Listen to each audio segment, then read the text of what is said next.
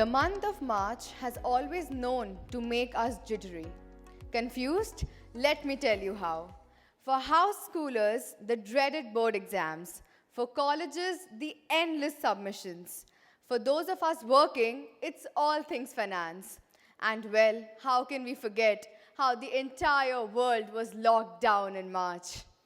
Hello, dear readers, and welcome back to Vidarbh Literary Festival. It's an absolute pleasure to have you back here with us. My name is Icici Bank, and I'm extremely happy to be your host for this session. As we start, please welcome Mr. Sachin Jargirdar, Secretary VLF, for the opening remarks. Thank you, Aditi. Good evening and welcome you all again to the run-up events. So I think for the last 1.5 years, we have been doing only run-ups because of the the guidelines and the prevailing ground situation. So very unfortunate, and as per the schedule of VLF, 12th and 13th would have been the annual extravaganza. Unfortunately, the pandemic struck again, and we received some stringent guidelines from the civic authorities, and we had to defer this. For the moment, it is indefinitely, but pretty soon. The reason is that we are not planning for a longer run right now. We are planning month by month because we have learned our lessons. Whenever we planned, we had to cancel the extravaganza. And, the entire team puts their efforts, and then at the last moment, we had to cancel. In fact, we received about 20 plus confirmations from the authors. We booked their tickets also towards the end of January. I think 25th December was the last run-up we had here at the same place. And then, you know everything, you've been following the news. So nevertheless, but we are back with the run-up events. So this is the first in that series, which will culminate into the annual extravaganza as usual. The next one, that will be in the month of May. So the author is Yashaswini Chandra, and very interesting author. She's written the book called The Tale of Horse, India's History on Horseback. Herself a horse rider, she's making waves. Currently, she's also attending one of the Lit Fest right now. She's making waves across all the social media platforms. She's confirmed her visit to Nagpur. 21st May will be the date, same place. Then in April, we have another author, very interesting book. This is a very different genre. It's very innovative cooking. So the author of Masala Lab, Krish. Krish is also coming in the month of April. Again, same time, same place. So keep looking for these authors and these dates. Please, follow VLF, join VLF. As you are aware that there are various ways one can connect with VLF, one can contribute in VLF. But personally, the best way that you can contribute to this festival is by buying a lot of books. So I request everyone, whenever you attend VLF functions, make sure that you buy books. These are the best gifts that you can hand over. Looking forward to have you again. Thank you. Thank you so much, sir. Now, I request all our dear readers to please put your hands together as I invite our dear patron, Ms. Priyanka Kothari, who has always been there for us here at VLF to guide us and support us, not just in spirit, but also financially. I request Priyanka ma'am to please present the patron remarks and share her valuable thoughts with us. Thank you, Aditi. So I'm Priyanka Kothari. I'm a skin educator and a professional. And here I'm standing as a VLF patron. So I'm a bibliophile, it comes with it.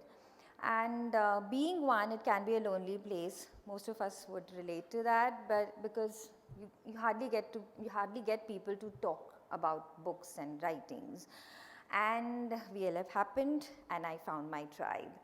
What made me a VLF patron is not the idea or my affection for books or literature, or not the eventual graduation from being a nerd to an Nagpur intellectual, but my experience as a VLF volunteer. I volunteered for VLF 100, and I'm not being soppy, or I'm not over exaggerating when I say that VLF is made out of sweat, tears and passion.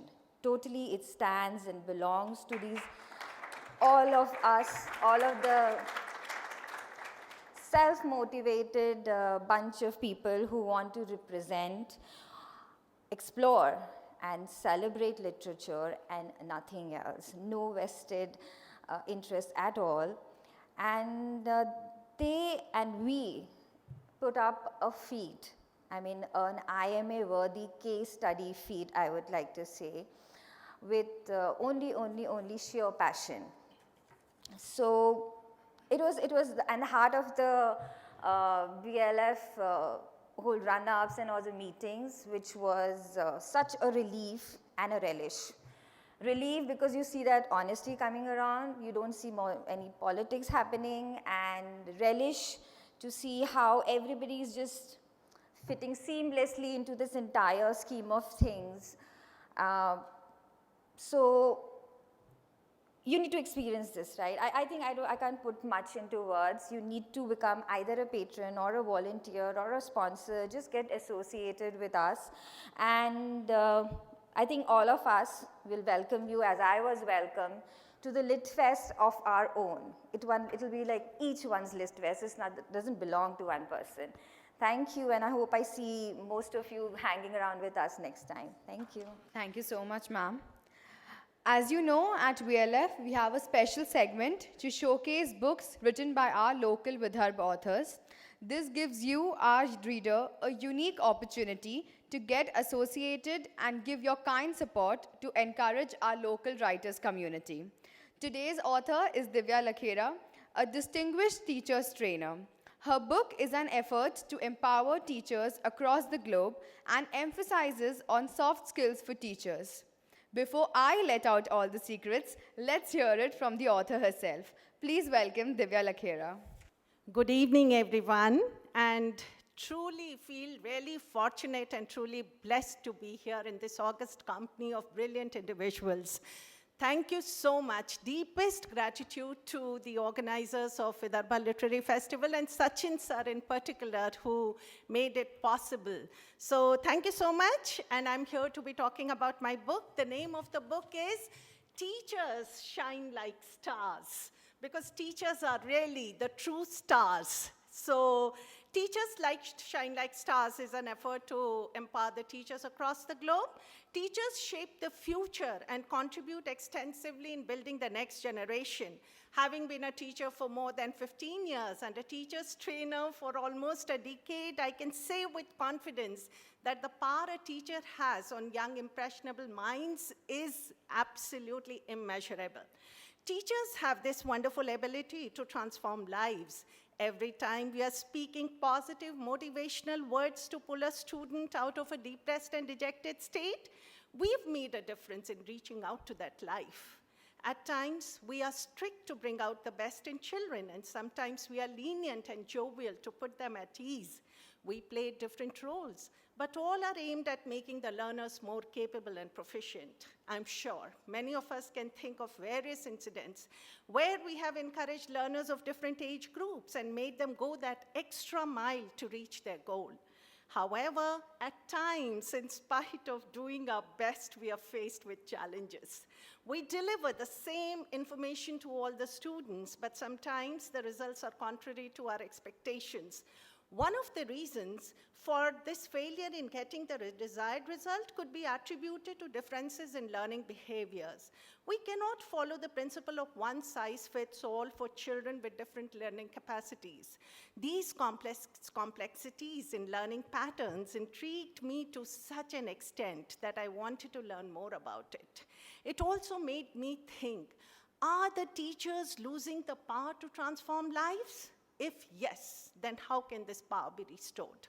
Teachers are expected to become master communicators and adapt in different skills, but they also need to be trained for the same. Now, the big question is, how do you train somebody who's already teaching and training others? That's a big question. I did a lot of primary research and started noting down my observations and findings based on real-time experiences. I realized that even though teachers have all the academic knowledge, somehow the transfer of this knowledge is not taking place effectively due to the lack of training in soft skills. How wonderful it would be for all stakeholders if teachers could be trained in this area. With this predominant thought, I started conducting workshops on soft skills for teachers ranging from kindergarten to postgraduate level.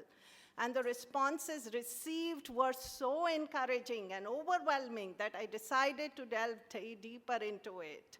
over a period of time, I realized that challenges faced by the teachers across different levels are enormous and solutions are missing everywhere. So I decided to pen down my experiences and whatever little knowledge I have assimilated over a number of years, so that this can reach a multitude of educators and provide some solutions to this mammoth problem staring at our face. So what does this book attempt to do? It attempts to bridge the learning gaps that exist in the present scenario, largely deals with the process of communication in the classrooms, understanding the emotional needs of learners, identifying different kinds of learners, and multiple intelligence theory. Teachers have such a strong influence that irrespective of the age group we may be in, we still think about those who have touched our lives in some way or the other. So let's all be such exemplary educators who set new benchmarks in the field of teaching and learning, cherishing and treasuring each life in front of us. Teachers are like stars. The sole purpose of writing this book is to understand how this brilliant education workforce with improved soft skills can illuminate their places of work. Thank you. Thank you so much. Thank you. Thank you so much, ma'am. I would just like to mention to all our dear readers that Divya ma'am's book is available for sale, so please make sure that you check them out. Now, all cards on deck. I do not know anything about finance. Honestly, I try my best to run away from it. It's only been about boring taxes, paperwork, and balance sheets that, mind you, will never tally when you're writing your board exams. But what I do know is that a healthy banking system is one of the most vital part of a country's foundation. But how it actually works, no idea. There's a famous quote by Henry Ford. It is well that the people of the nation do not understand our banking system. For if they did, I believe there would be a revolution before tomorrow morning. Now, here's a chance to rage with knowledge about the banking system and what ails it. And to start, allow me to introduce our moderator for this evening, Mr. Tejinder Singh Rawal, or I should say the pride of Nagpur, as he was awarded by the Kidwai Foundation. He became one of the youngest CAs in India.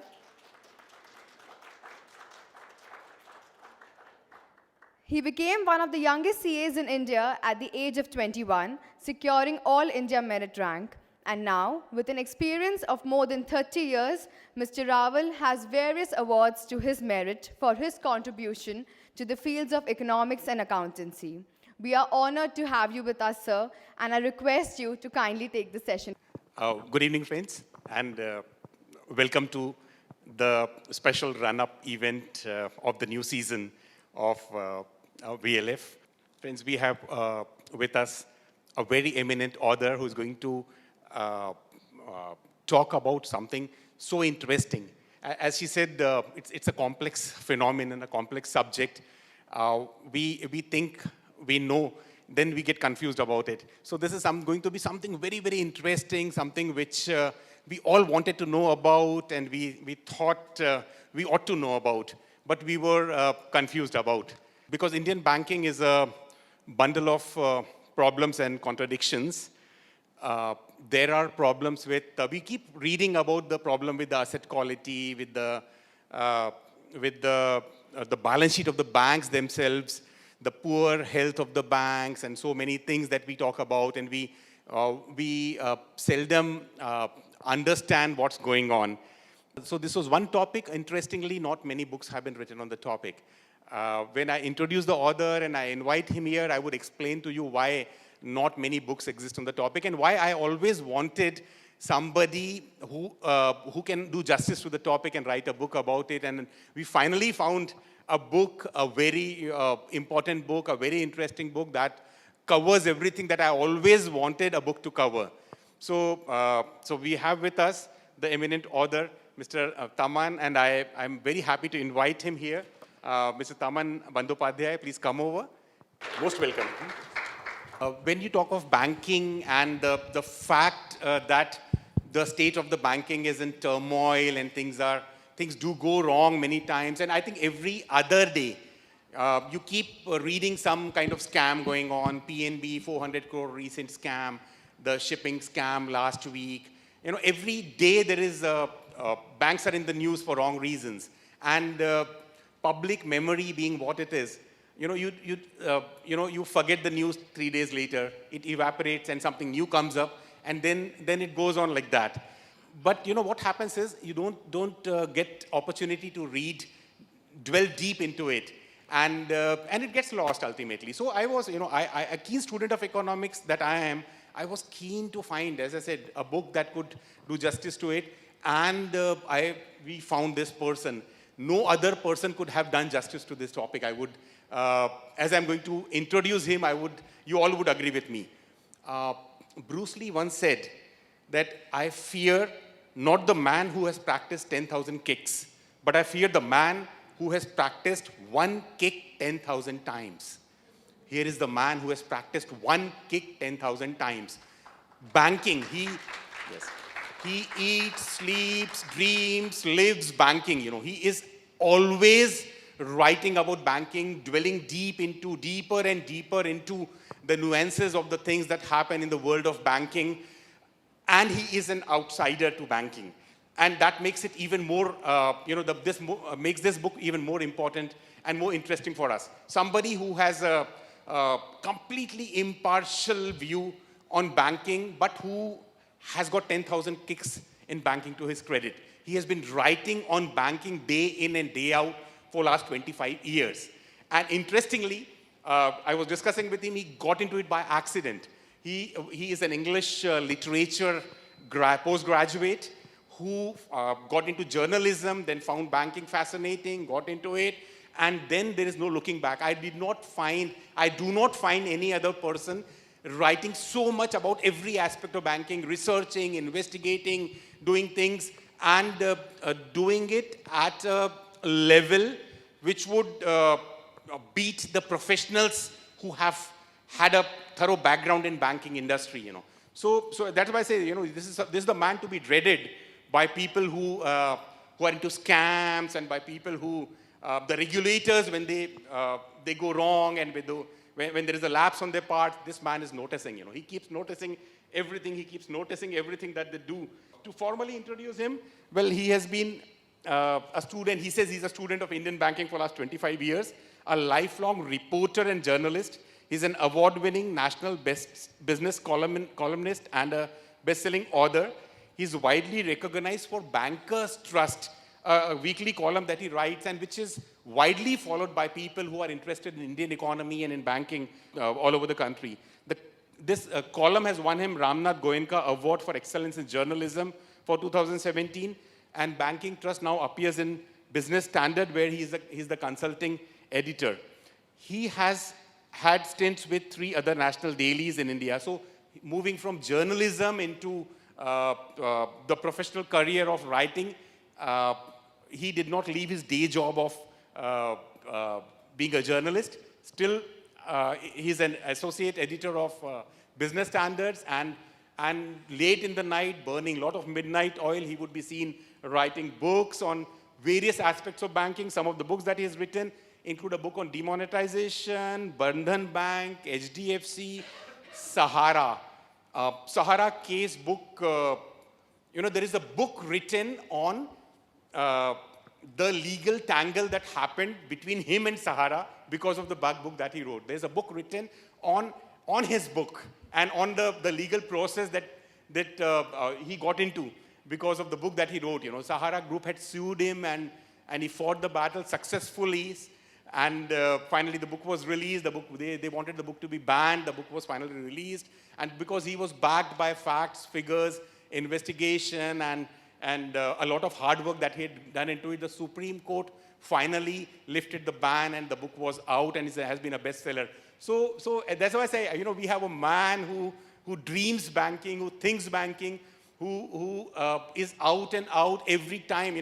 Anything related to banking, you come to this person, and he's a one-stop solution for all your issues relating to banking. So I have great pleasure in inviting you to VLF, Mr. Tapan. Welcome to VLF. I start with introducing this book before I come to you for the conversation. It's Pandemonium, the Great Indian Banking Tragedy. So it gives you a glimpse of what is going to be there in the book. Well, Indian banking is in a state of pandemonium, no doubt about that. Turmoil, pandemonium, hubble bubble, whatever you like to call it. And it's a tragedy, he says, tragedy. So it's quite akin to the Greek tragedy. There are tragic heroes here, there are tragic flaws here, there are catastrophes here, there's chorus, there is central belief in destiny, there is hamartia, there is peripetia, there is mimesis also involved here, and whether there is catharsis or not, we would see when we discuss with the author later. So it's certainly a tragedy with all the elements of Greek tragedy that you could see. और यदि हम इसे भारतीय नाट्य शास्त्र की परिभाषा में देखें, तो भारतीय नाट्य शास्त्र में जो त्रासदी के गुणधर्म बताए गए हैं, सारे गुणधर्म इसमें भी आपको नजर आएंगे. इसमें जो रस शास्त्र में रस कहे गए हैं, श्रृंगार रस है, इसमें हास्य रस है, करुण रस है, रौद्र रस है, वीर रस है, भयानक रस है, विभत्य रस है, अद्भुत रस है, सभी रस आपको मिलेंगे इस कहानी में जो हम आपके सामने रखने जा रहे हैं. Because Indian banking has been a very interesting subject where things do keep going wrong, things do keep appearing in newspaper for different reasons, in a country where the chief of the biggest stock exchange could be seeking help from a Himalayan yogi, for example. So, we have very interesting stuff that goes on in the world of banking. We have all the elements of the Greek tragedy, all the entertainment that could be there that are involved. So this book covers a lot of them. This book is fascinating from the point of view of students, from the point of view of bankers, from the point of view of academicians, from the point of view of economists, because it covers different aspects for all of us. I decided to pick up, there's so much of it.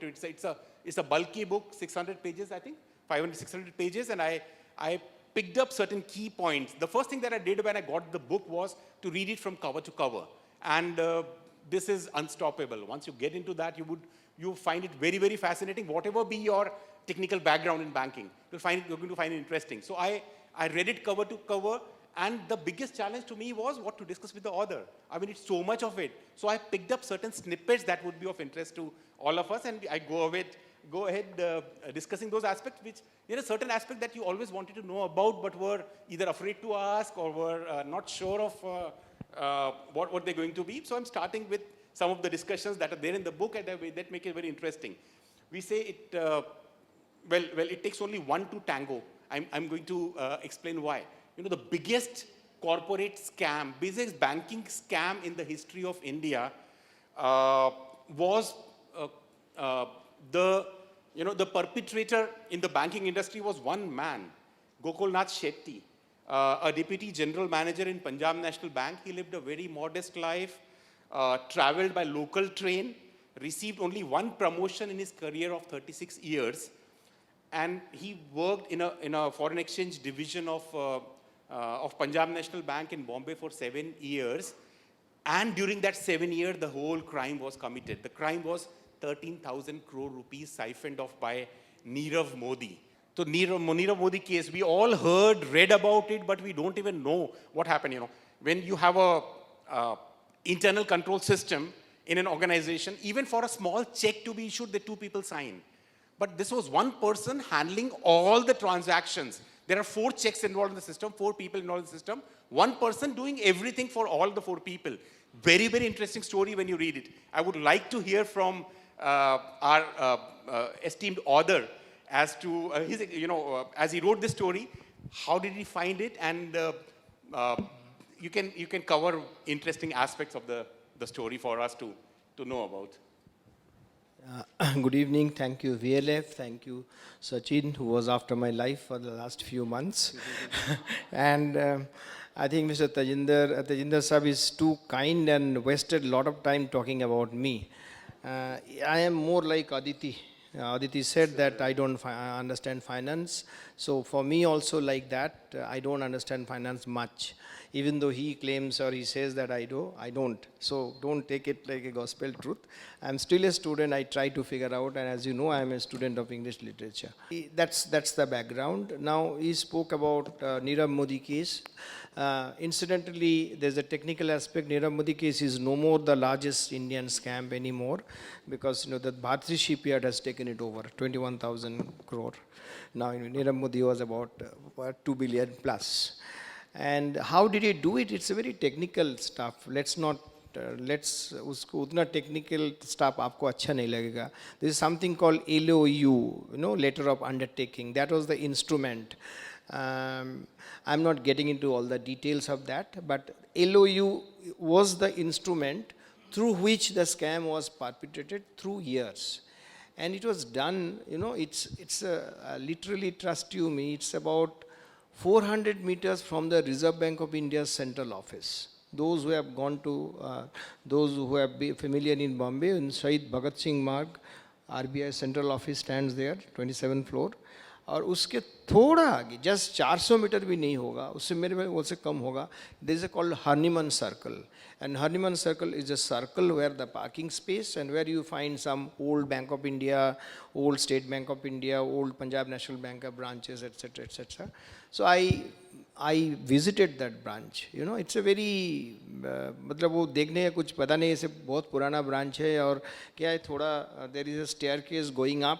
And there is a sort of, what do you call it, not the first floor, but what do you call that particular segment in between. Haji. So there, this gentleman, Gokul Nath Shetty, was operating. And he was not a deputy general manager, he was a deputy manager, which is the very, very low rank.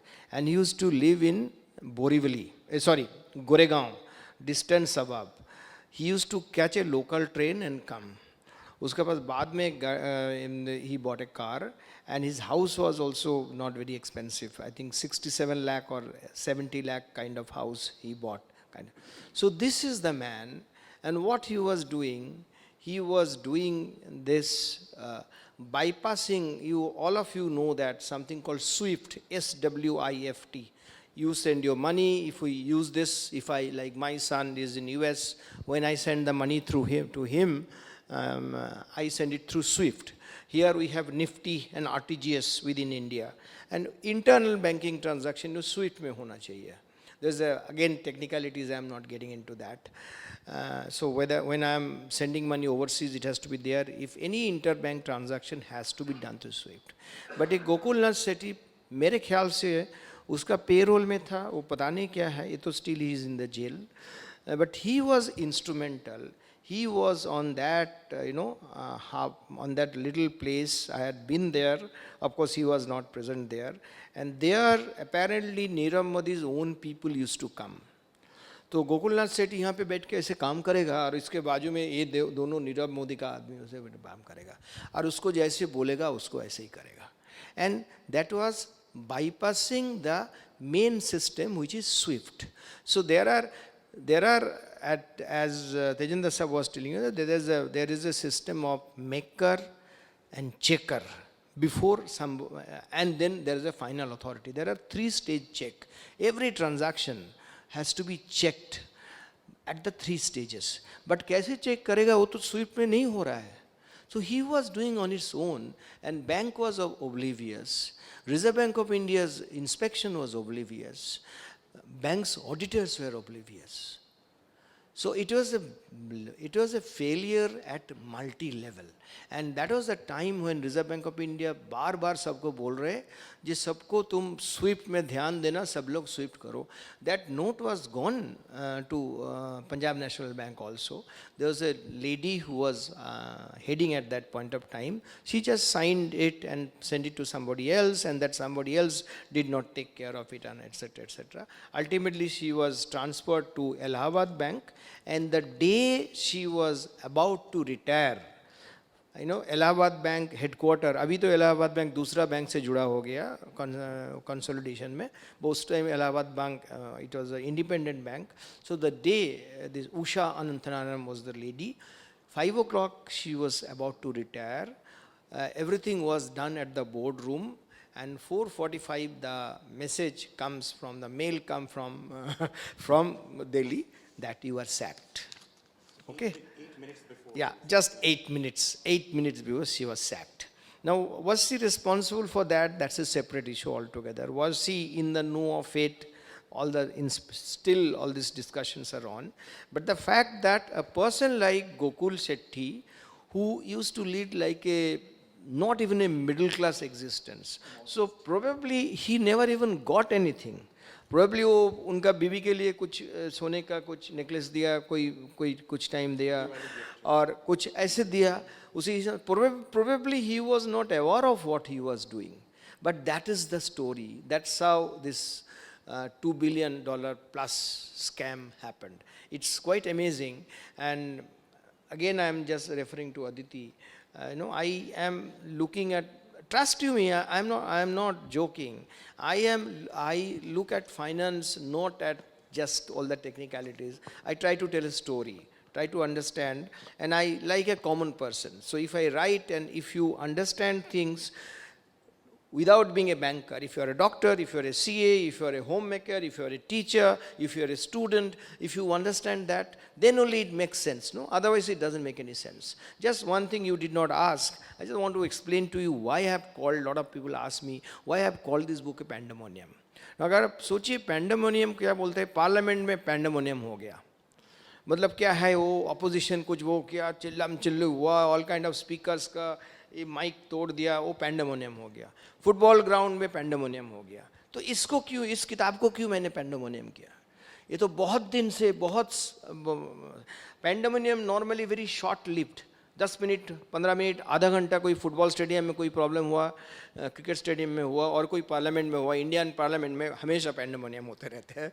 But this is a pandemonium which I picked up from Milton's Paradise Lost, because I am a student of English literature, so I always try to relate that.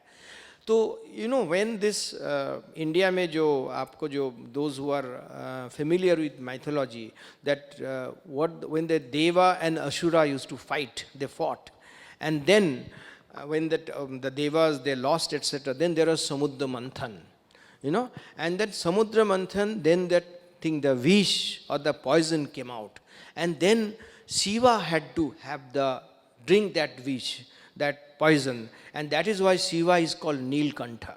Now this book is in search of who will be the Neelkantha, what is happening, the manthan in Indian banking system. उसका जो poison है वो poison कौन लेगा? अभी तक government ले रहा है. आपको पता है गवर्नमेंट रिकैपिटलाइजेशन बॉन्ड, हर बैंक का क्या होता है, जो बैड लोन्स अगर हो जाता है ना, तो बैड लोन्स के लिए उनको प्रोविजन करना पड़ता है.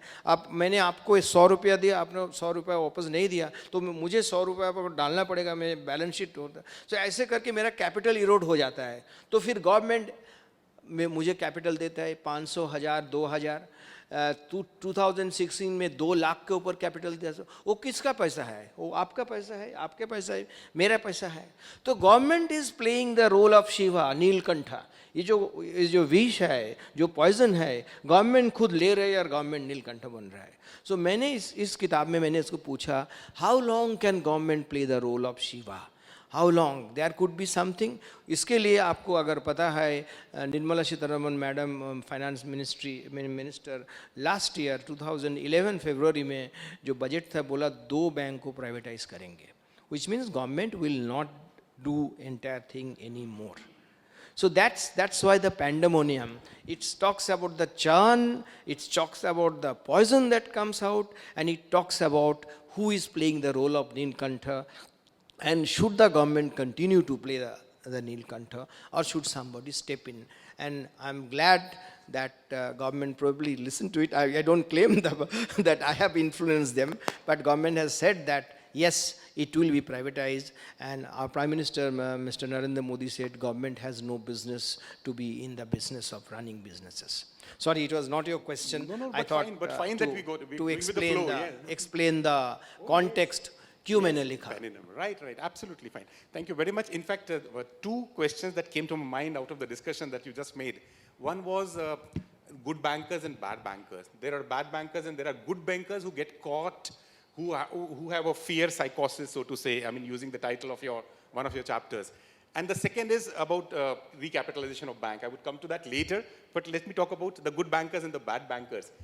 Bad bankers, we know many. I mean, the moment I say, you would recollect some people who have done grossly wrong things in the Indian banking industry, and some of them are still fighting legal battles, some of them are behind bars. But there are good bankers who get into the rod just because of the fact that they were heading an institution which did some kind of scam. So let me talk about the positive side first, and the good people in the industry first, and then we go over the bad people. I picked up very interesting example from your book. DS Kulkarni builders ka jo scam tha Pune ka. See, a very interesting story. DS Kulkarni was into a scam where they were collecting money from 34,000 depositors, and the money was being deposited into the banker was Bank of Maharashtra. Money was being deposited in the Bank of Maharashtra. And when the scam surfaced and there was no money to repay those people lined up the bank, and they went to DS Kulkarni's place, and they went to the police, started fighting. So ultimately, जब pressure आता है तो क्या करना होता है? Find the culprit, find somebody who is to be hanged, you know. So they got hold of the chairman, the managing director of the bank, Mr. Ravindra Marathe. He was MD. He was 59 years old. Was doing his morning yoga when they caught hold of him, and he was. I mean, you can appreciate a scam being done by somebody. No bank involved in the process. Money was in the bank. So they started pressurizing bank to pay the money. The police files a case against the chairman and managing director of the bank. He is caught, and to read the one paragraph that I would like to read from your book on this topic to tell you how bad situations can get into. You know, when he was caught finally,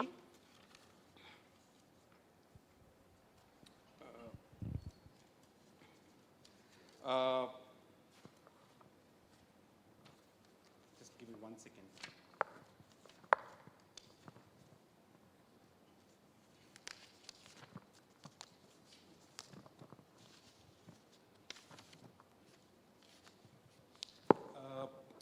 For part of the first, Marathe was shifted to Yerwada Central Jail. But as he complained of chest pain, he was taken first to the Sessons Hospital and later to a private hospital. For part of the first night, until he was taken to hospital, Marathe was put on a 10 feet by 10 feet lockup in the police station with a dari to sleep on and a blanket that could double as a pillow. His companion for the night was a hardcore criminal booked for the alleged murder of a builder. And same is the story with almost every banker who was apprehended by the police for similar crimes that they did not commit, but they happen to be the head of the institutions. So, when systems are bad and things go wrong, this is what happened. I would like to have the comment of our eminent author on this, on the good bankers who got apprehended and who were hounded up by the police and had to face a miserable situation. Please go ahead. And there are many other such cases that you can recall. There are two parts to it. You said good bankers and bad bankers. Now, would you like me also to talk about a little bit of bad bankers? No, later.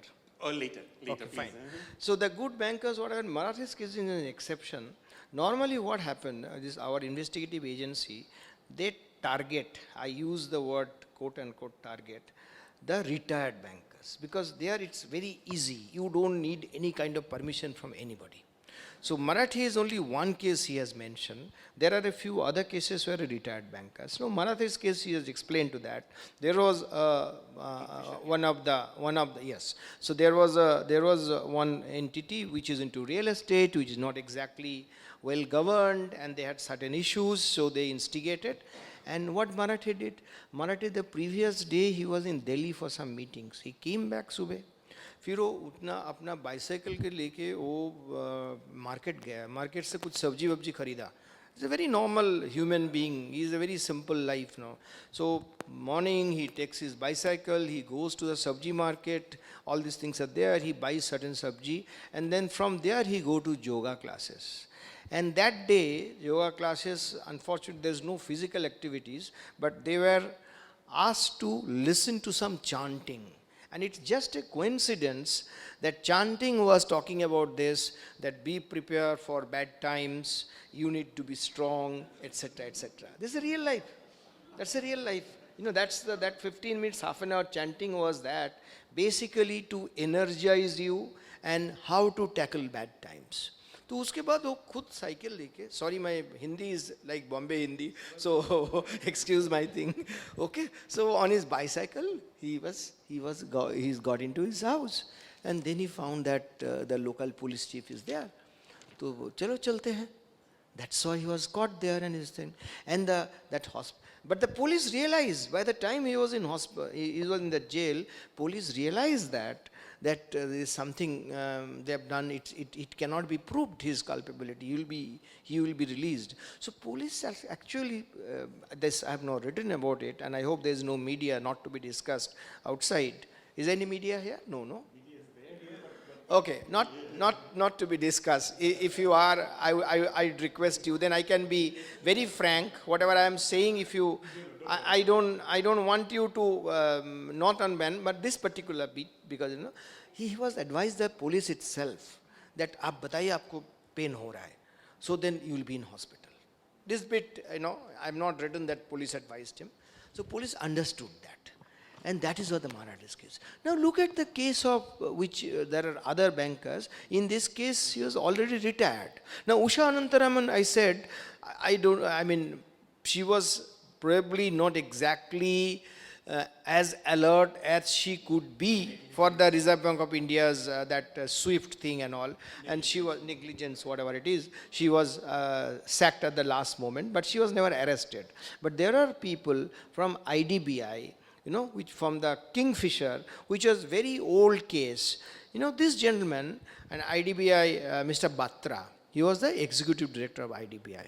Now he lives in I think Goregaon, I forgot, one of the suburbs. He went for a morning walk. He came back, and when he came back, he found that the security people are looking at him something. तो पता नहीं उसको क्यों मुझे देख रहे हैं ऐसे. So he was on the higher floor. So he pressed the lift, he went to the higher floor on his 14th or 15th floor. Then he found that CBI already there. So security people actually was wondering that what happened, how this CBI people are there in his house. They did not tell him. And then the CBI people searches on, etc., etc. 3-4 घंटा search हुआ. फिर शाम को उसको बोला चलो हम लोग अपने साथ चलते हैं चलो. Then he said that, do you need any medicine, etc. In the morning you need to take any medicine. Still he could not understand that why he is asking about medicine. Because that CBI office in BKC, it's written over there. I'm not exaggerating anything. Everything is written over there. So then he said, you please take your medicines. So medicine फिर pocket में लिया. फिर गया वहाँ पे. And then he found that quite a few others also. His chairman, he was brought from Gurgaon. The chairman meaning past chairman. And all of them were just shunned into this jail in Mumbai, that infamous jail. And there, just like a dari, and on the blackboard it's written over there what you are what you can get, but actually you don't get. So what they do is this, they did, जो water bottle जो है, water मतलब जो छोटा water bottle है ना, तो उसका काट के they made it into cup. And from there they used to have tea. There is not even a cup of tea to have that. And you sleep, you can't even turn, because in a room there are 40-50 guys there and all. And then there is a open outside, there are 2 bathrooms. You have to join. You imagine, they were the executive director, chairman of a bank, and they were senior citizens. That is how they were treated. That is how they are treated. Some dal roti, dal sabji, that dal you can't eat, the rice you can't eat. The thali was like they have to clean their own thali, and they have to make a line in the thing to wash their clothes. And that is how we treated. That's how. But has anybody been able to actually, the investigative agencies, has it been able to establish the culpability of anybody, whether it's Marathe or Batra or anybody? No. None of them. But by the time the damage is done, for their family, for their reputation, and for everything else, The bad bankers is a separate story, if we can discuss that later. But this is what then, and which is why repeatedly, if you see, for the past few years, our finance minister have been telling the banks, take your decision without fear and favor, we will not harass you. And if I remember correctly, at least there are 2 meetings when the CBI director also were present with the finance minister, telling the banks that please do that. One of the reasons why loan is not forthcoming, for you and me loan is forthcoming, you want to buy a house, we get the loan. But for corporate world, for MSMEs and SMEs, why bankers are not, if you look at this, again I'm not getting into technicalities, last few years, apart from many other things, one of the reasons why credit growth is not happening is the fear psychosis that has gripped the banking system. मैं अगर सोचा मैं आज दे दूँ, अभी मेरे को तो अभी छोड़ दीजिए, मैं even after retirement I can be hauled up and picked up and thrown into jail. So why should I be? I'll not be punished for not signing anything or not giving any loan. तो ठीक है भाई, आराम से मेरे 2 साल 3 साल करने दो, so that my pension is assured, my gratuity is assured. Who will run the risk of being hauled up by this kind of investigative agencies? Absolutely. Very, very well said. I will not be penalized for not performing well, but I might be penalized for giving a loan which turns out to be bad. You know, this is what... Commercial decisions, right? Yeah, There could be. There are bankers here you right. spoke about who are compromised. But there are, like in everywhere, even journalists, is every journalist an honest person? Among us, I belong to the journalist community, there could be 1 or 2 guys who are compromised. True. Among lawyers, among your professions. Yeah, so like everywhere there are there. Absolutely, But you can't be indiscriminate. Yeah. Right. I mean, you have to appreciate what a commercial decision going wrong for different reason, or a decision was taken with a malified intent. With a malified intention. In none of the cases, be it Marathe and be it Batra or these guys, our investigative agency has not been able to establish any malified. Yes, but the career spoiled, and at the stage of retirement, somebody has to... After retirement, sir. After retirement, it's such a bad situation. And 3 years or 6 years down the line, you clear him up. By the time damage is already done. Well, moving to the private banking, we have public sector banks, and we have private sector banks, and we have good bankers, and we have bad bankers, and so on. One particular banker I would like our eminent author to speak about, Padma Bhushan awardee Chanda Kochar, chairperson of ICICI Bank, who was the poster woman of Indian banking industry, a darling of Indian banking industry. And suddenly everything went wrong. The loan that was given to Videocom Group and involvement of her husband Deepak Kochar. Could you, in short, explain the status and the fact that she has also recently filed a suit against the bank claiming her retirement benefits which are due to her? Can you explain the whole story? Yeah, no, that's very quickly, and I will add, which you didn't ask also, another person, which is Yes Bank. Okay, well, of course, two different. Yes Bank and ICICI we can take together. Yeah, perhaps, so and there's a difference is this: Yes Bank is a promoter running the bank, right? He owned the bank, that's his bank. And Chanda Kochar is a professional. Chanda Kochar is from Bajaj Institute, those you know, one of the reputed institute. And Chanda Kochar was identified by KV Kamath as a successor. After that Lehman crisis, 2008 September, that Kamath said, I would step down and Chanda would take over. And then, as you rightly said, she was the poster lady of the Indian financial sector. I mean, wherever you go, among top 10 women, among top 50 professionals, women, etc., all over the place you're there. Till such time, a whistleblower came out and found out this some video call link, and I'm not getting into technicalities where the husband is involved. That was the story. And then first they ignored, they did not do anything much. Then yet again another whistleblower came out or something. And there was one particular magazine, I wrote about it. They wrote about the story. They wrote the story. But that magazine was not very well circulated, not one of the top mainline magazine. But did the bank sue the magazine for writing this? No, nothing. They did not do anything, they kept quiet. And then the second whistleblower came, if I'm not mistaken, Indian Express flashed the story in a big way. And then we found the board was solidly behind this lady. N. Vagul, who was the chairman of the board, coming saying, no, everything is fine. There is no issue at all. But ultimately, they forced to investigate and they found out, no, something was wrong. And that wrong was multiple. There are a lot of stories, like for instance, I mean, not only about her husband, even her husband's brother. So basically, and those days I used to, we did get in touch with, I was in touch with, when the things were happening with Chanda Kochar, and she used to say that being a woman, being a successful woman, is it a crime? That's what people are after me. I was trying to, I have on my WhatsApp still, all this conversation is still there. I tried to convince her, you come up, you tell your story. She always said, yes, give me time, but the time never came. And by the time it was found that no, actually she was compromised. So the clawback, all her bonus, every money had to be paid back, etc., etc. And the gentleman who has taken over is just exactly the opposite of Chanda Kochar. Like when Chanda Kochar would be there, she was more like a feudal lord kind of, or lordess, whatever you call it, feudal lady. You know, the moment BKC, her Mercedes comes, all the security will be on high alert. Madam is coming. So on her way, nobody would be there. And there will be capsule lift. Nobody would come on her way. She will just get into the lift and go up. That is the story. Now the person who has succeeded is just the other way. He comes there, he takes the normal lift, he will stand after 10% or 15%, whatever the long list. If somebody says that, please come on, he said, no, I'm fine, whatever it is, I'll follow the things.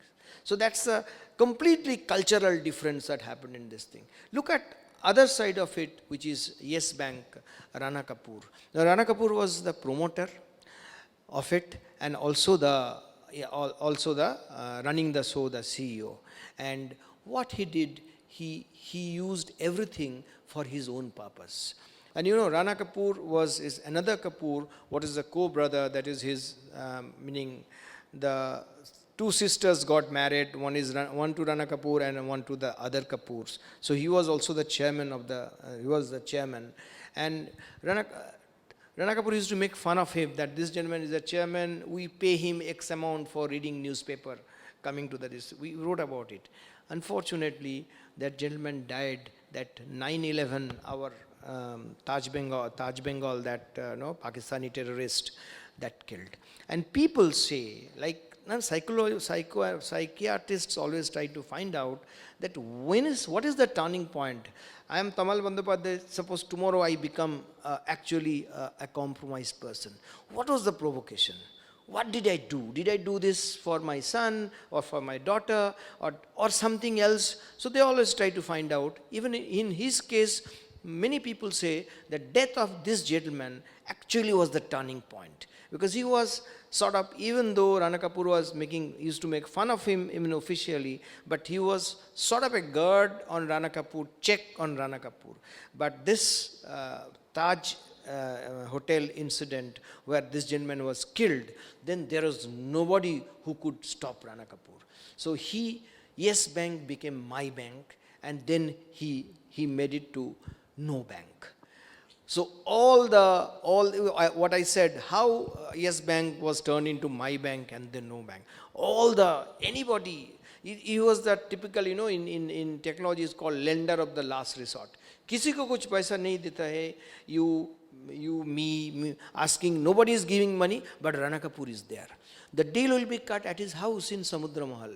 So in Samudra Mahal, in his house, somebody will approach him and everything, which is 100 crore, 200 crore, 300 crore, 400 crore, वो सब हो जाएगा. वहाँ पे officially उनका जो committee वो sign करेगा, वो committee में देखेगा pros and cons, SWOT analysis, इनका इतना है खराब, इतना भला भी है, so weightage करेगा, weightage करके ऐसे करेगा, he has to be given the money.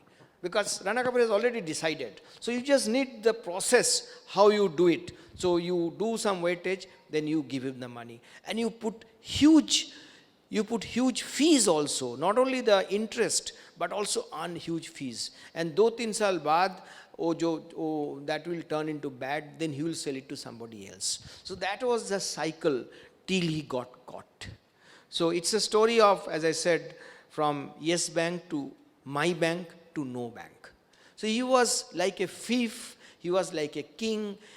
I mean, anybody and everybody, I mean, you have absolutely no say.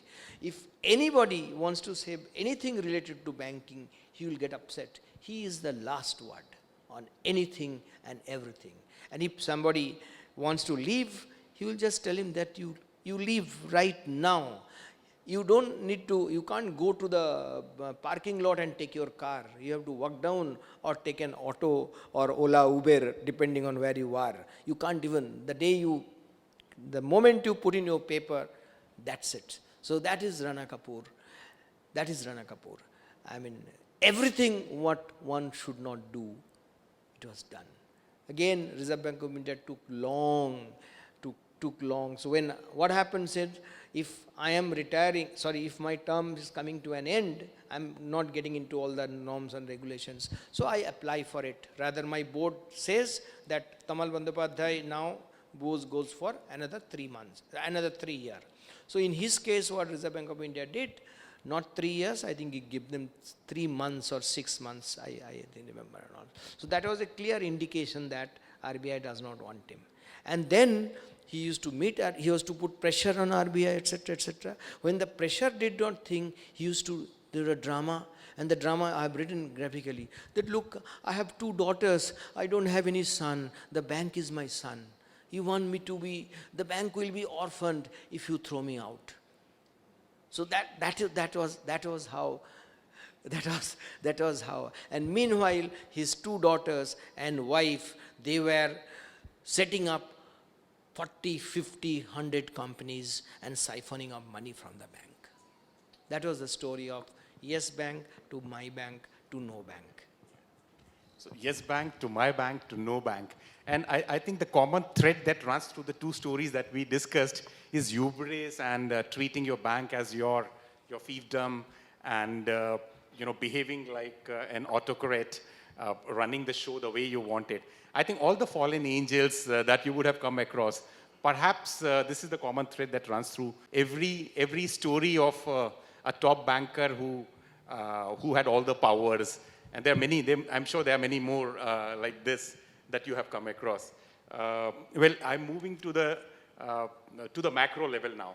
I know technicalities are involved. We would not be discussing much on the state of Indian banking. Maybe some other time we could perhaps talk about that. The fact remains that we are, as he hinted, he talked about recapitalization.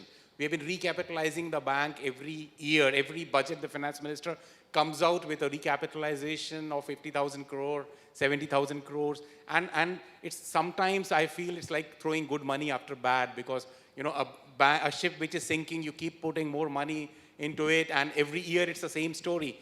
And the banks keep crying hawks that that recapitalization is not enough, and because of scanty recapitalization, they are still not able to survive. And so it's the same thing repeated every year, and the banking industry continues to be in a state of doldrums, with NPAs rising, asset quality being a question. Raghuram Rajan recently made a very apt remark. This is quoted in your book. He said, you can put lipstick on a pig, but that will not make the pig a princess. So what do you think is the way to make a princess out of the Indian banking system? Well, a very simple thing. I'm de-technical at it. So what is a bank doing? Banking is a very boring business. Madam, what's your name? Preeti. Now, Preeti, I'm Tamal Bandyopadhyay. I'm running a bank. Okay. Let's call it yours is VFS. Sorry? VLF. VLS. Suppose VLS is a bank. I take 100 rupees from Preeti. Right? And then what do? Tajinder Saab, and then of course I have my own capital also. So 100 rupees plus my own capital sum there. So I have 150 or 200 rupees, etc. So what is my job? Now out of this 100 rupees and or whatever it is, total जो है, 4 रुपया RBI बोलता है CRR रखो, क्योंकि bank अगर डूब जाएगा तो किसी के पास तो किसी तो पैसा होना चाहिए, तो 4 rupees I leave out. And then at this point of time, about 18 rupees I need to buy government bonds. Because you know government का फिजिकल डेफिसिट है, तो गवर्नमेंट तो एवरी साल मार्केट में आता है, वो बॉन्ड लेता है, तो बैंक वाले इंश्योरेंस वाले सबको बॉन्ड लगाता है. सो 18 रुपया आपको लेना पड़ेगा. So then, but actually banks are now 27, 28 rupees. तो छोड़ दीजिए. तो technically I'm just saying, just see with Preeti's money, my capital I have 100 rupees, 4 रुपया CRR गया and 18 रुपया government band. So 22 रुपया चला गया. Now I am left with 78 rupees. This 78 rupees I am supposed to give to the borrowers, right? And you know, there's a priority sector lending like the farmers, etc., etc., etc. So 78 rupees mein 40% goes to all those people and the rest goes to industry. Now, if I do it in a very boring way, then no way I can fail. Those banks succeed only who are very boring, not adventurous. But agar banking is, I'm repeatedly telling you, it's a very boring business. मुझे जैसे प्रीति का और 100 रुपये है, मुझे ऐसे करना है और किसको किसको देना है उससे वापस लेना है. But then if I try to become very adventurous, some people should not be given money, I give them money. और उसके साथ कुछ लेना देना है, there are even bankers, he is not there, I am giving you 10 rupees, but 1 rupees commission, not me, my wife actually takes it. So there are bankers like that. So if you do this, then then what happened, if you see the second half of the last UPA government, things were not moving. I am talking about between 2009 and 14, Manmohan Singh's second part of it. What was happening? Everywhere problem. Environmentalists, they were coming into this thing. There are a lot of legal issues and all. So certain things happening which bankers, there are some bankers, very few percentage were a little compromised. They gave money which should not been given money. And certain cases where they gave money, but the projects are not taking off because people are going to court. There's environmentalists, Goa mein ye problem hai, yahan pe ye problem hai, coal mine mein ye problem hai, vagara, vagara, vagara. So all those. And corporates were taking the advantage. There are some people, आप CA हैं, आपको पता है, if I am a corporate, I need to have something called equity, my own money. If I am setting up a company, not the startup I am talking about. Startup is just idea and then I get money, that's a separate story. But anything, either a coal mine or a iron or cement plant, anything, अगर मुझे 200 रुपया का खर्चा है और 2000 का खर्चा है, मुझे पहले depending on the debt equity ratio, I have to bring my 300-400 crore and then I get 1500 crore or 2000 crore. But what Raghuram Rajan found out when he became an RBI governor, that corporates were not bringing any money. वो bank का money अपना money हिसाब से date भी bank से है, equity भी bank से है. So that is what was happening. Then what Raghuram Rajan did in 2015, something unprecedented in India and globally, something called AQR. What is AQR? Asset Quality Review. What does it mean? Boss, you said Preeti, right? Preeti, you are, or you sab, or Sachin sab, you are running banks. I don't trust you. I don't trust you. I don't trust your auditors. My men will go and check with your book. Check your books. And graphically I have done, it was done like a Scotland Yard. The main center, not in Reserve Bank of India central office. Reserve Bank of India एक दूसरा office है जिसको बॉम्बे का मालूम है, cup parade में है. वो कप परेड में मेन सेंटर उन लोग किया था. और हर जगह में जो उसी टाइम मेरे ख्याल से 26 बैंक था, अभी तो 11 कंसोलिडेशन हो गया. तो 26 बैंक के, it's just like you give your sniffer dogs and the various places. चला जाओ, depending on the size of the bank. अगर स्टेट बैंक होगा तो वहाँ पे 4-5 आदमी जाएगा, छोटा बैंक ऑफ महाराष्ट्र होगा वहाँ पे 2 आदमी जाएगा, depending on the thing. And if any of you have seen in a airport, you know that screen which how the plane takes off and how the plane comes down, there's a screen there. We are not accessible there, you and me are not allowed, but they are in the main thing. Or even main railway junction में होता है, you will find red, yellow. So cup parade में ऐसे उन लोग किया था. हर bank का जगह में ऐसे, हर बैंक का ऊपर on a real time basis light, red light, green light, in light होता है. तो क्या है, मान लीजिए I am getting into Preeti's bank. मैंने प्रीति को पूछा कि बॉस आपके पास ये जो बंदा है ये 100 रुपये लिया आपको तो इनको तो NPA होने वाला है, because 90 days if you don't pay NPA हो जाएगा. 89 days I am telling Preeti. Preeti said, no sir, because I am RBI. No sir, वो तो Preeti is taking care of me, giving me samosa, chai, etc. Nothing. He said, no sir, this man actually gives me the money on the 90th day. Fine. Next day I find, yes, Preeti is very, Preeti was actually correct.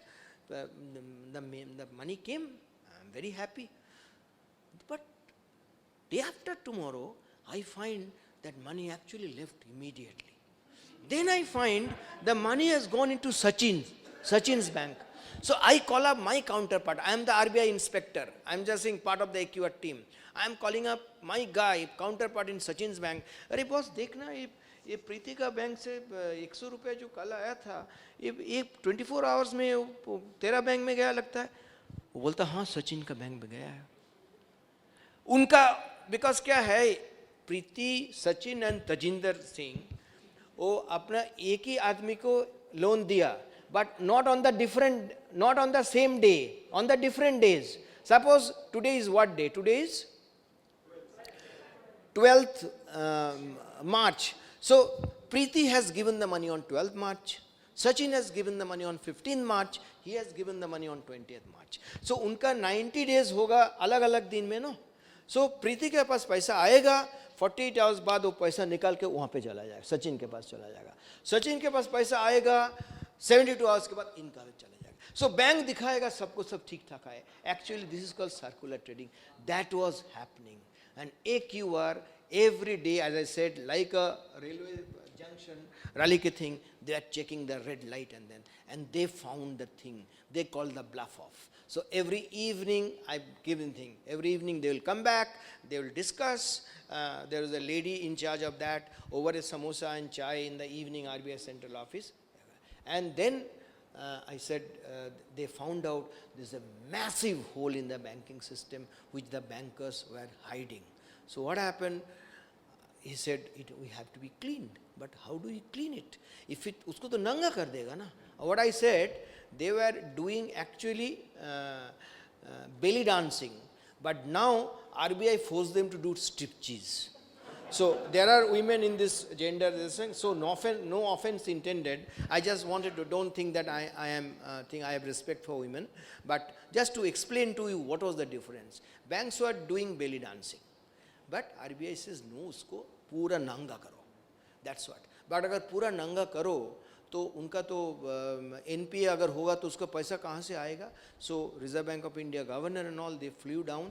They went to meet at that time that finance minister Arun Jaitley, explained to them what was happening, and that deputy finance minister, minister of state was Yashwant Sinha's beta, उनके पास था. So Arun Jaitley के साथ बात हो गया, उनको बोला जे साहब करना ही है. Arun Jaitley was convinced.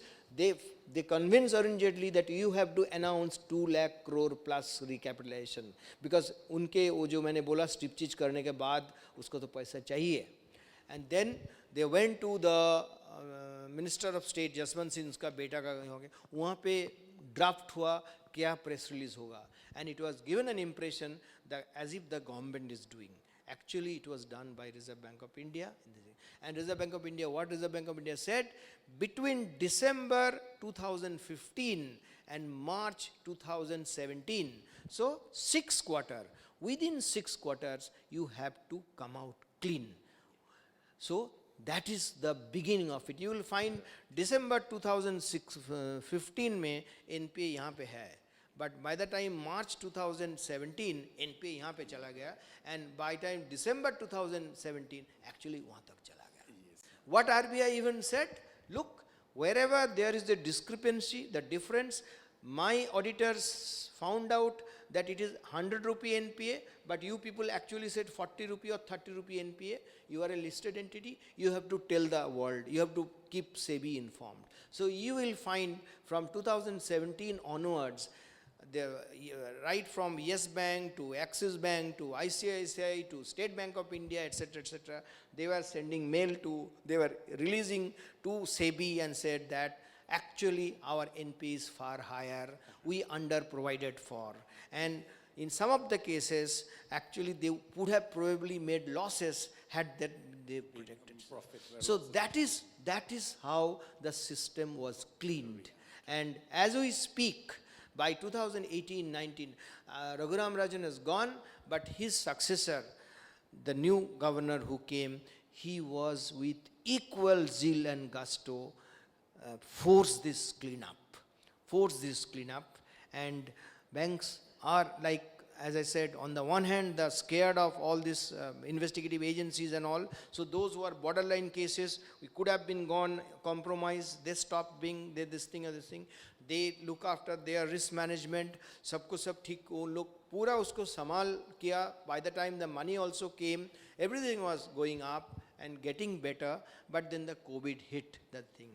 So in sum, the worst is behind us. Of course, COVID has created a new issue, but the banks doing this notanki, whatever I say, the belly dancing and this circular trading, and the corporates taking banking system for a ride and using banks' money both for debt and as well as equity, all these things been stopped. We have a reasonably clean system now, which is why we have been able to actually manage this COVID crisis in a far better way. That's a separate story. MSME, etc., is much in trouble, but that's a separate story.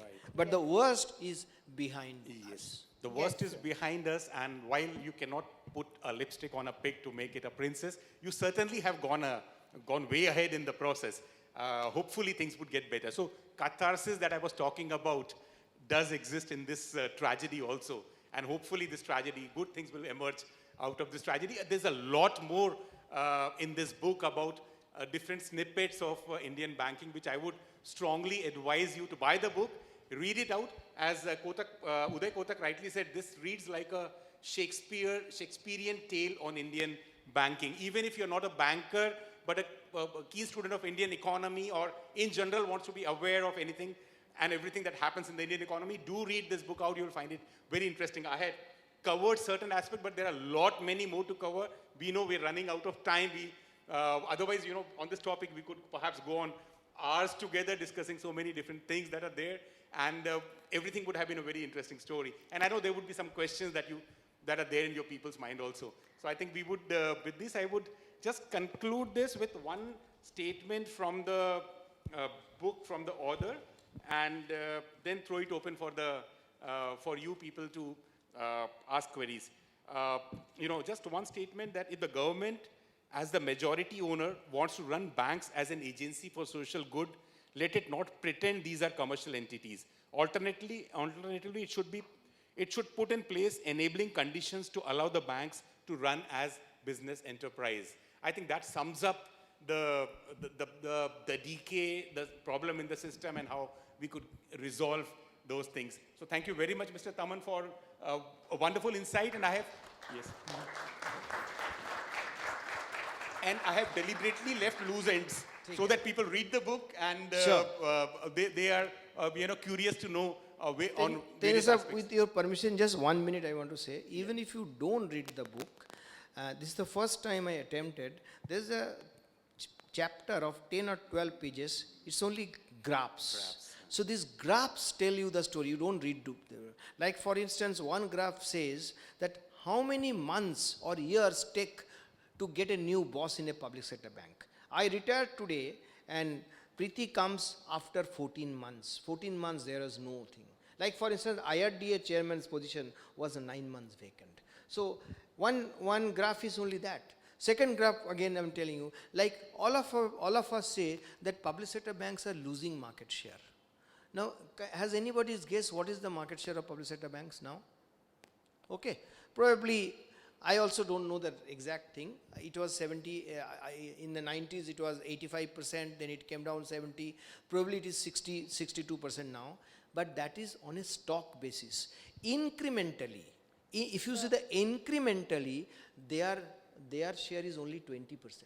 Like if आज का दिन में एक साल में 100 रुपया का 100 रुपया का क्रेडिट दे रहे, 80 रुपया credit is given by the private banks. Only 20 rupiah by this thing. See, and not only for that, we all talk about government, sovereign, our money is safe. Even for deposits, for 100 rupee deposits, 78 rupee deposit goes to the public private banks because they are much more efficient, they are much more digitally savvy, so on and so forth. So that government guarantee, etc., does not work.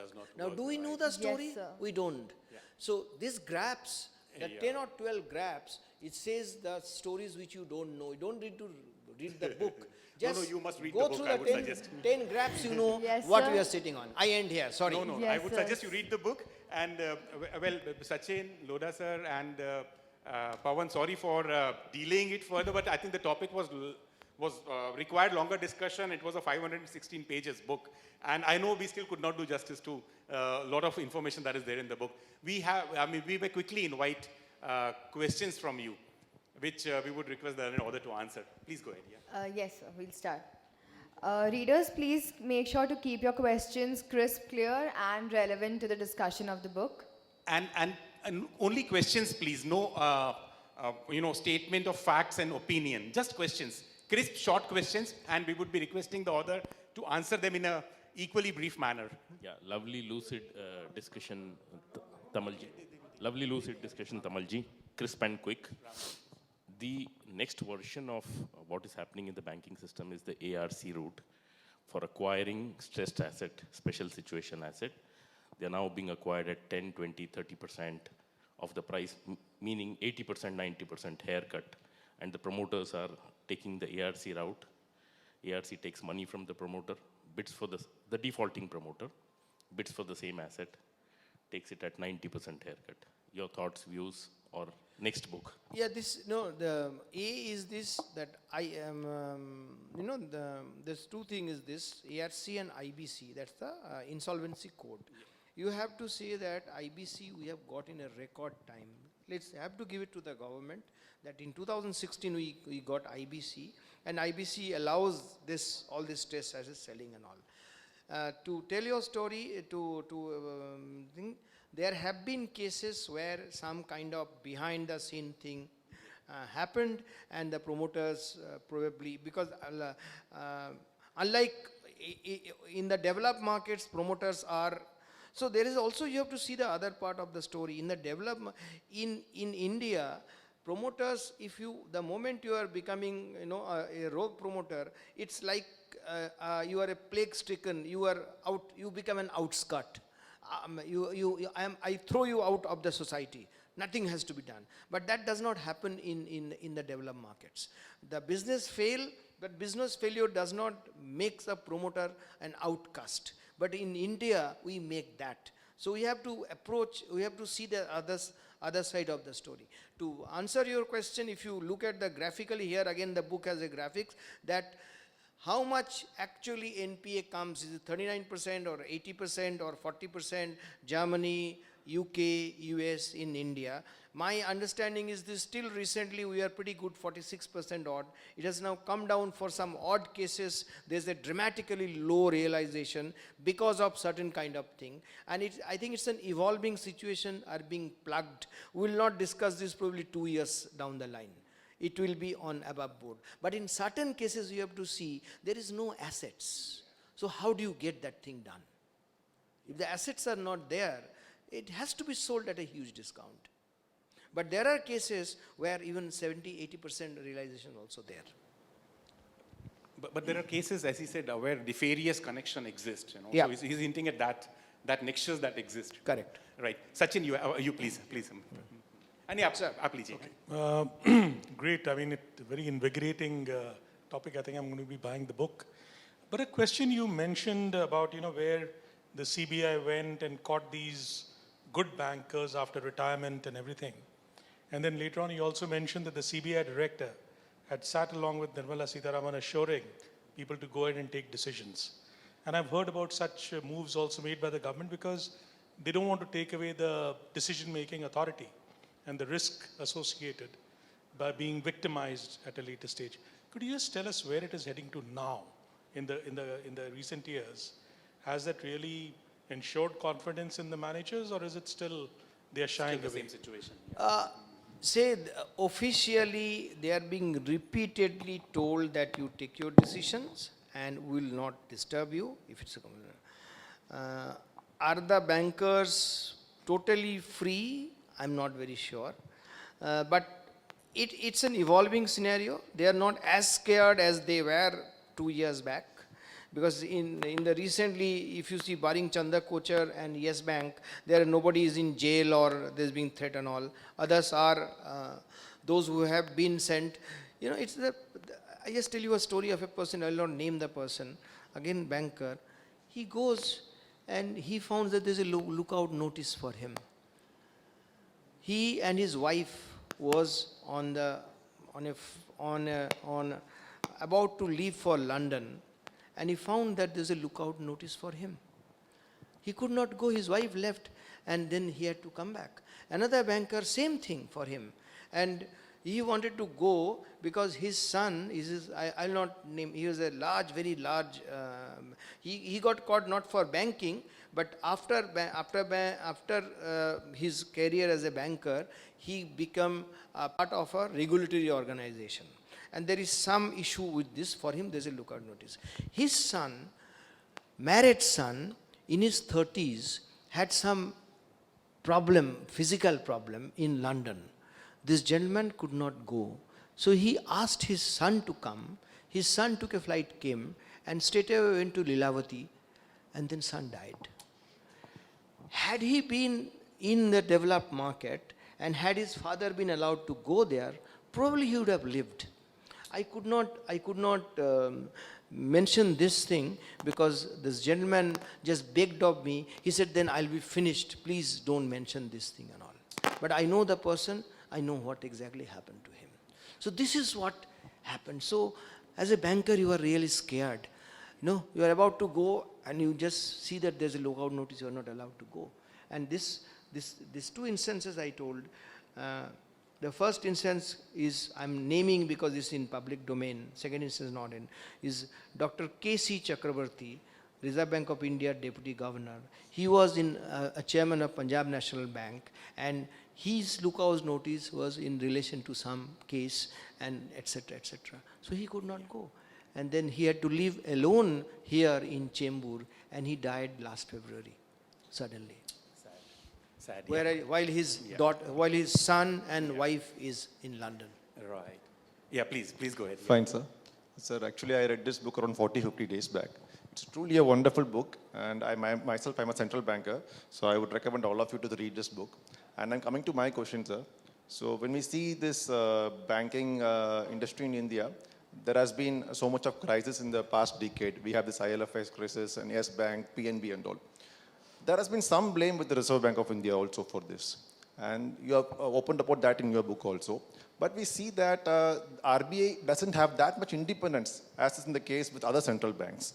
So do you see how much the blame on RBI does RBI deserve to be blamed, or do you see that there should be some more independence should be there in RBI with respect to the term of the governors or the power which they exercise towards the bank? As we see in the AQR also, there was some criticism on RBI. We also saw the February 2018 circular also, which has to be struck down. So I would like you to have your views on this. It's a very important question and very relevant question. I would like you to go to YouTube, and just 3 days back, I held a 2-hour discussion with where Dr. Divya Lakera from New York Stern University attended, Sonal Verma, who is with Nomura from Singapore, attended, and Ashima Goel, IGIDR, and part of the Reserve Bank of India's Monetary Policy Committee attended. It was all about Reserve Bank of India's independence. It's available on YouTube. It just uploaded, it just happened last week. Since you are a banker, you can plan. Now, is RBI independent? Dr.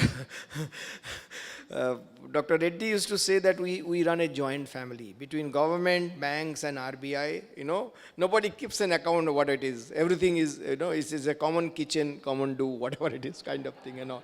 Is his own talk about it, you know. Now, RBI is responsible to Parliament. That bit is correct. But it's essentially, it's a very, very touchy subject, very controversial subject. Can you It's talk about the preamble of the RBI Act? fiscal dominance. So when you have a country like fiscal dominance, fiscal dominance, then the monetary authority becomes subservient. Now, why did Raghuram Rajan's successor, the governor who successor, had to leave after 2 years, not completing? Because whatever he was doing, I'll come to the preamble. Whatever he was doing, he was trying to straighten up and he was trying to clean up the banking system. What he did, all this AQR, etc., he went with a full force. Then he put PCA, prompt corrective action. 11 banks were asked that you are weak, you cannot give loans. So all 11s were under PCA. And then he started attacking certain things, attacking meaning trying to get them to NCLT to sell the bad assets, etc. Government got terribly annoyed and government triggered for the first time in the history, I forget I think 7A of the RBI Act, etc., where government can give directive. Government said no, government was unhappy. And then the RBI board meetings become marathon board meetings and it was just open fight. So this gentleman could not take any more, he had to fight. So to cut a long story short, unfortunate case is this: no, Reserve Bank of India does not have as much freedom as should have because of the fiscal dominance.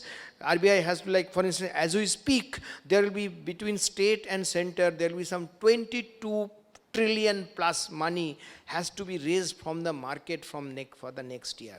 Now RBI is the debt manager also. RBI को तो पैसा उठाना है, नहीं तो bank का, नहीं तो country का budget कैसे चलेगा? Then RBI has to manipulate the market. RBI has to keep the market rates low, so on and so forth. But that's the one story. But other part of the story is this: RBI also needs to buckle up. RBI also needs to proceed up its supervision. RBI also needs to actually have better market intelligence. Why would a bank like Yes Bank or Chanda Kochar be given such a long rope? Now RBI says, look, we have to do that. We can't be very fast because of the public money is involved, and suddenly everything, the financial sector stability will be at stake. We can't do very fast. But I don't buy that logic. It has to be. One of the reasons also the RBI audit system is primarily now, the book discussed and RBI is actively, on offsite supervision. What does offsite supervision mean? Your bank, I am getting your data on a daily basis. I know what you are doing. But unless I do on-site inspection, I will not be able to catch the Gokul Shetty. Had I been on an on-site thing, then probably I would have caught Gokul Shetty. Rebaga, what are you doing here every day? Why this two Nirav Modi person sitting beside you when you're doing? Why are not you putting it on the swift? Now, had there been intense on-site supervision, it could have been prevented. So having said that, freedom is one part of it, but RBI also needs to put his house in order. Yes, sir. Sir, I think we're running short on time and we have a lot of questions. Yeah, we have very quick, short questions, and we have short answers. Yeah. So my two questions are: first is partially answered. Sir, how IBC, like insolvency bankruptcy code is, how effectively it is working? First question. And second is, मैं आसान भाषा में जानना चाहता कि what is this twin balance sheet challenge? Because that is somewhere it's a root cause. One second.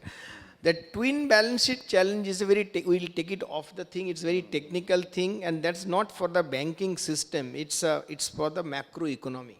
Okay, well, let's take it offline. Let's make it offline. As far as IBC is concerned, the IBC was put on hold because of COVID. Till such time, IBC was doing pretty okay. Most importantly, even if IBC's number, etc., do not inspire us, and we don't think that IBC is doing as much as we had expected, but IBC has actually created a fear of God in the people like the corporate's mind. So the corporate bosses, which before IBC could think that they could get away doing anything, Now they are scared of losing their empire. Now they are scared of losing their shot.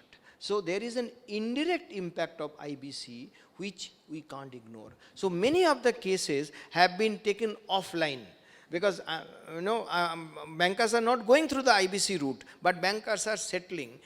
That fear psychosis, we spoke about the bankers, fear psychosis also has got into the corporate mind. तो उनको पहले जो था मैं कुछ भी करके निकल जाऊंगा, अभी वो नहीं है. Unless you are in Nirav Modi or others, which you are leaving the country and fugitive, but everybody can't be. So if you want to be here with your family and run your business, you can't do this hera-feri anymore. So that's the biggest thing, biggest indirect benefit of IBC, the fear of God that was never existed before. Good, wonderful, thank you. We can take one or two short questions and then we finish off. Yeah, I think Sachin sir would like to say something. Sachin.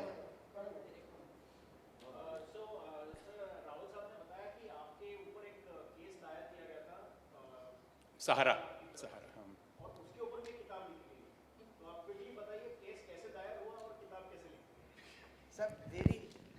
in a very small, I am constrained, I can't talk much, but the fact is this, in 2014, I wrote a book called Sahara, the Untold Story. It's available on Amazon, you can get it. It's on Sahara. Now, for anything, as a journalist or as an author, suppose today I want to write about Tajinder Singh, आपके बारे में लिखना चाहता हूँ. Can I write without checking with you, without talking to you? I have to talk to you, I have to spend time with you. और से अमिताभ बच्चन और सचिन तेंदुलकर के बारे में कोई किताब लिखना चाहता है. So they need to reach out to Amitabh Bachchan and Sachin Tendulkar, right? So similarly, I reached out to Sahara. I spent time with him. Not 1 hour, 2 hours. I spent days with him. In fact, it was his 31st or 32nd or 39th wedding anniversary. I spent there. I spent a lot of time with him. I had interviewed. I played back the interview with him. And then I did all my investigations. I'm just cutting the story short. And then the book was ready. And the book was not published. Before that, in Delhi, there was a lit fest like this. I spoke about the book. There was a discussion, that forthcoming book. People are saying. India Today picked it up. India Today was very happy to carry some extract. I don't remember exactly, between India Today and Business Today, or both of them, they carried some extract from the book which was about to be released. I happened to be overseas at that point of time. My son was studying in London School of Economics, so I took a break for 15 days for some reason. I came back and my publisher told me, we met in a hotel and he was shaking like anything. He said, look, I am not publishing the book. I said, what happened? Then he showed me the Sahara legal notice. It was filed in Kolkata. Now, I have nothing to do with Kolkata, even though I belong to Kolkata. I live in Bombay for the last 30 years, but it was filed in Kolkata for whatever reason, just to harass me. And essentially it says that Subrata Roy it's in available document, anybody can access. Subrata Roy picked up a copy of the Sahara book on the pavement near Indian Museum at the Esplanade, which is the heart of downtown Kolkata. And this book is full of defamatory content, etc., etc. The book has to be stopped, and there's a 200 crore defamation suit against me. 200 crore lawsuit. 200 crore lawsuit against me. So I had to convince this publisher. I said, boss, this is the time you can become famous. Just be with me. If you don't want to be, I'll pick up another publisher. So I convinced him, and then, trust you me, everybody, the media, everybody else extended every support to me.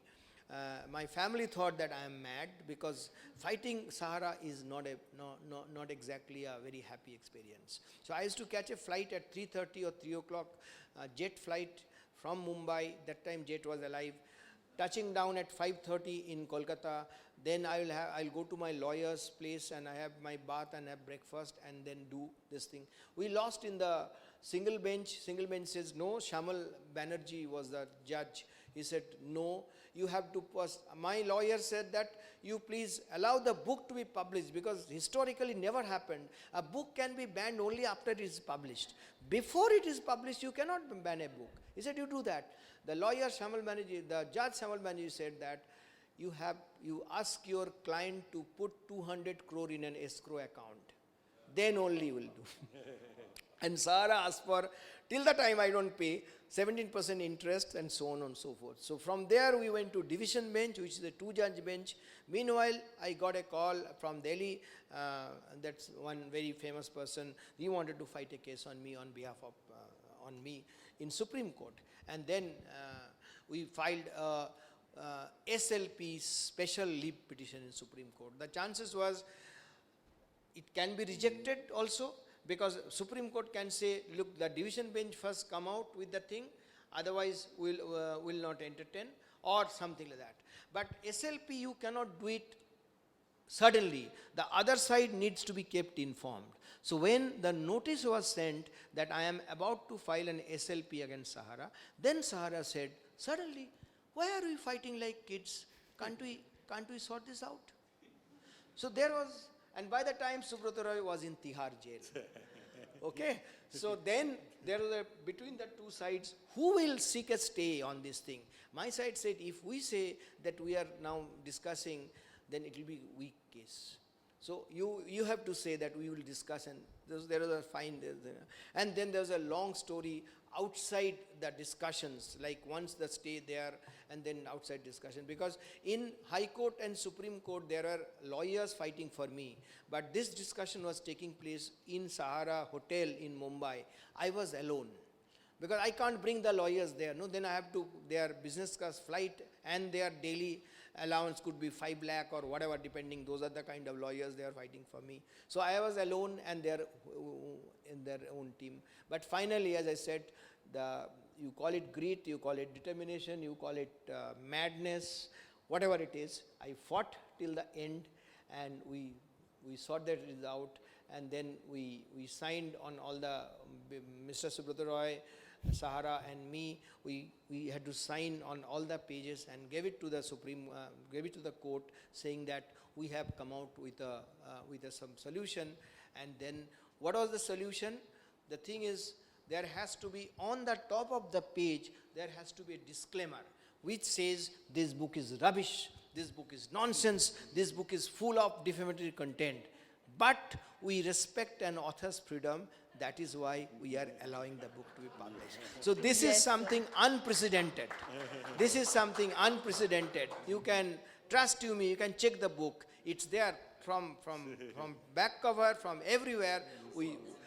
That is why, that's how we sorted out. But now I am telling you with this, but that was really harrowing time. For an individual to put up the fight, it was really, really difficult thing.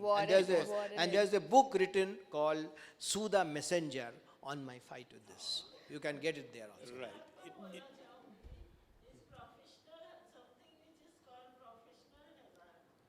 Yes.